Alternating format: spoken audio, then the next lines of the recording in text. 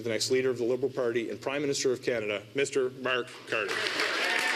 Wanting to get your thoughts on Mark Carney and your relationship with him while you were Prime Minister of the United Kingdom, and any advice you have to Canadians who think he might make a good Prime Minister. Well, Mark Carney was Governor of the Bank of England, and under his tenure, too much money was printed, which did damage to the British economy and put our economy off track. He, at the last election, endorsed Rachel Reeves' economic policy. She's now become Chancellor. It's been a disaster for Britain.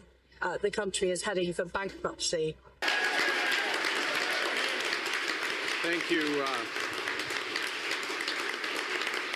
We always, there's not a Liberal, and bonjour tout le monde. Hello, everyone. Thank you. Thank you, Sean, for that very generous introduction. Thank you all for being here. Thank you for your commitment. Merci pour ton appui, ton engagement pour notre pays, pour notre parti. You always have to adjust these after. There's not a Liberal who doesn't have to adjust the microphone after Sean Fraser has spoken. Kwe. Bonjour tout le monde. Kwe. I'd like to acknowledge that we are gathered here on the ancestral and unceded territory of the Mi'kmaq people. The people of the Mi'kmaq Nation have lived on this territory for millennia, and we acknowledge them as the past, present, and future caretakers of this land. You know, it is a pleasure to be here in Halifax. Again, Sean, thank you for being here. It's great to see so many familiar faces from here and from across the country, and particularly to be up here on the stage with Darren, Cody, Jaime, and Mike. This is a great Liberal team in Nova Scotia, and we are going to move forward for this country, and we are going to win this election. No, God! No, God, please, no! No! No! And make this country much stronger.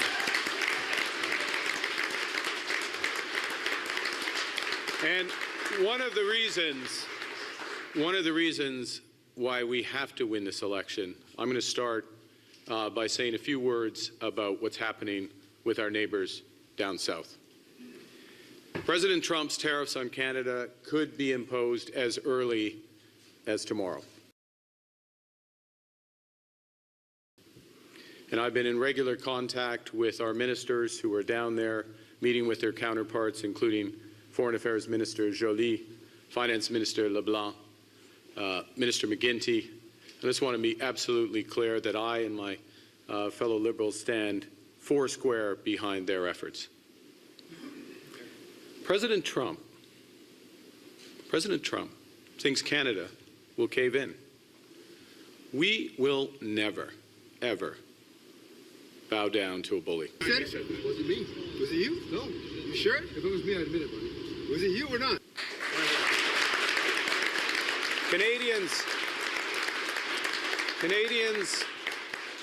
Canadians will always stick together. And we won't stand by as tariffs hurt our workers and their families. Canadians need to remain united. Now, let me be clear.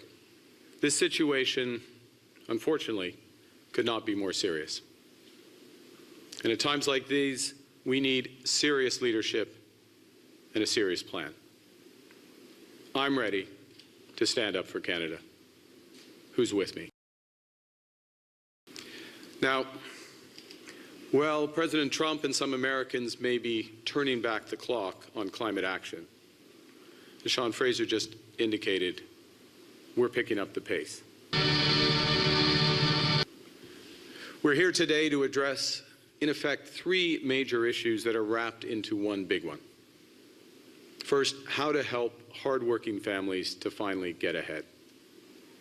Secondly, how to boost the competitiveness of Canadian companies.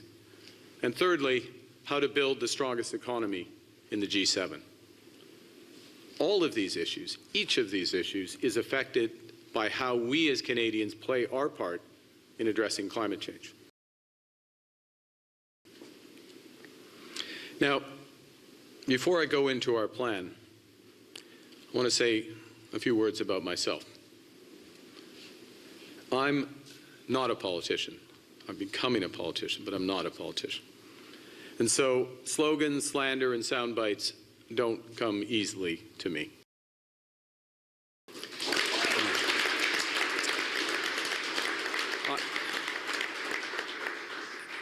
And because I'm not a politician, I don't like press releases that are dressed up as policies. So if I see a politically expedient but half-baked solution, I'll reject it. What I am is a pragmatist. So if I see that something isn't working, I'm going to change it. He, at the last election, endorsed Rachel Reeves' economic policy.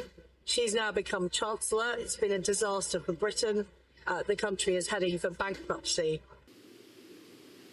And today is about change, but it's not about cosmetic change. It's about the right change that puts money in people's pockets. It's about change that makes our companies more competitive. It's about change that builds the strongest economy in the G7.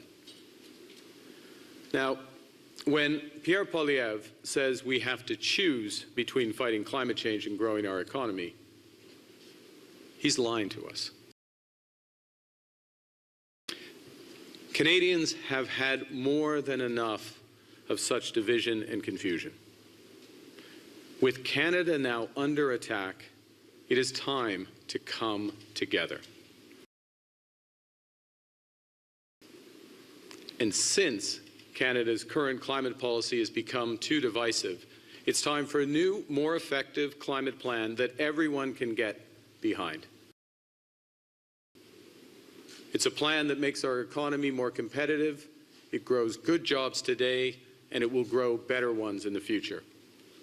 You know, friends, there are literally billions of dollars of investment on the table and millions of jobs at stake. So here's how our new plan works. My government will immediately remove the consumer carbon tax. But we won't stop there. Instead, what we'll do is create a system of incentives to reward Canadians for making greener choices. So it means that you'll no longer have to pay more to fuel your car or heat your home.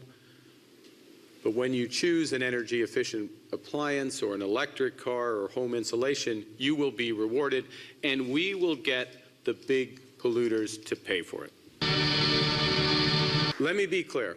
If we were only to remove the carbon tax, we'd create two problems.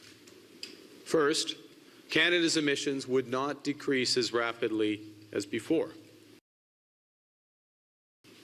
And secondly, most Canadian households would be worse off because of the end of the rebate.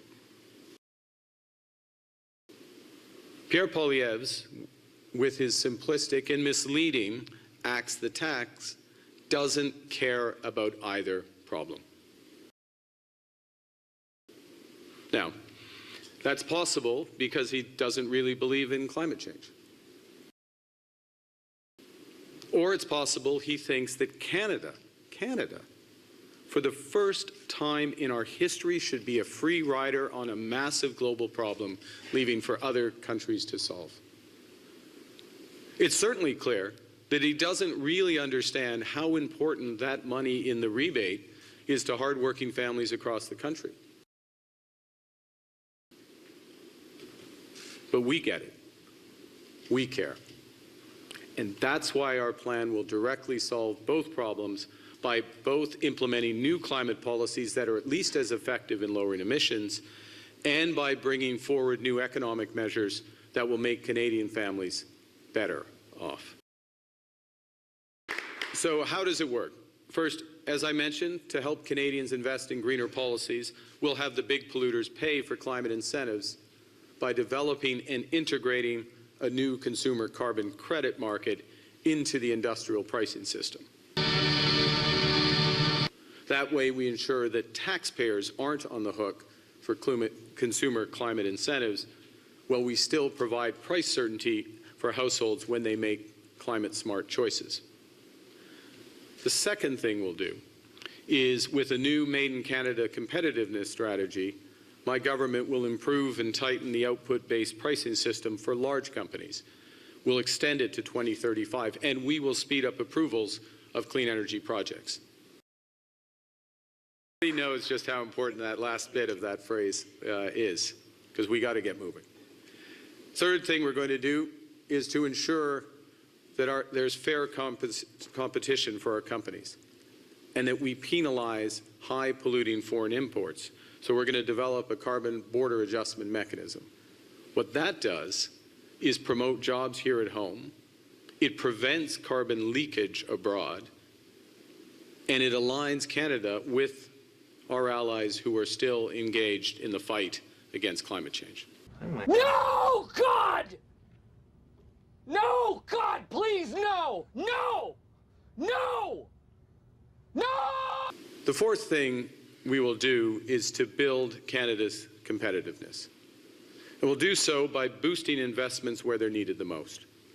My government will provide greater investment tax credits, more Canada Growth Fund initiatives, and major provisions for accelerated depreciation of private investments. And these will all reinforce the incentives created by those changes to the output-based pricing system.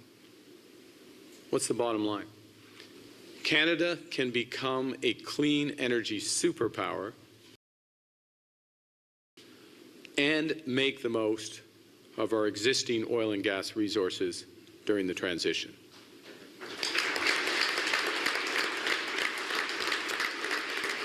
And there's more. We now have an opportunity to leapfrog the United States while they turn inwards and attempt to turn back the clock.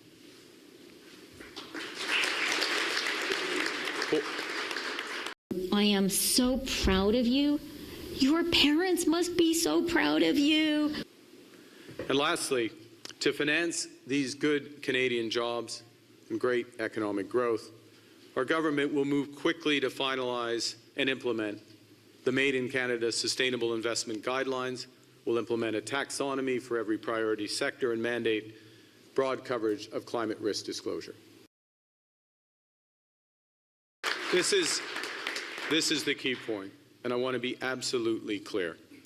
We will do all of this while remaining laser-focused on lowering costs for Canadian households.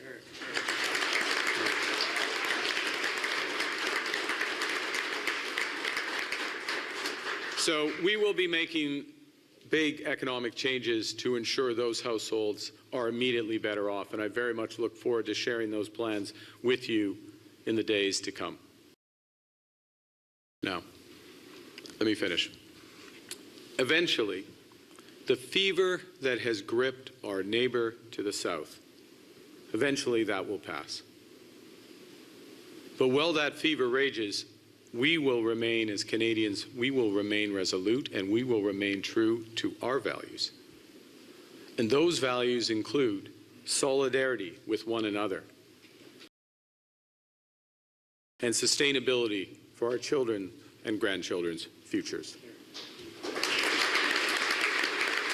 So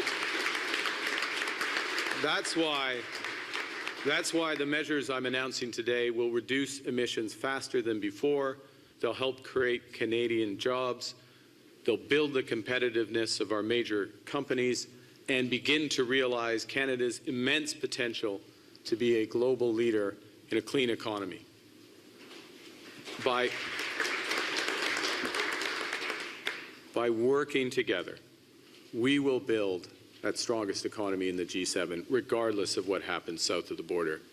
And we will do so for all Canadians across every generation.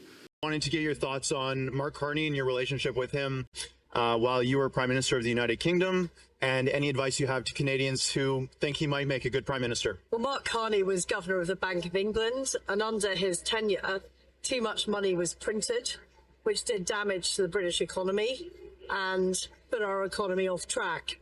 He, at the last election, endorsed Rachel Reeves' economic policy. She's now become Chancellor. It's been a disaster for Britain. The country is heading for bankruptcy.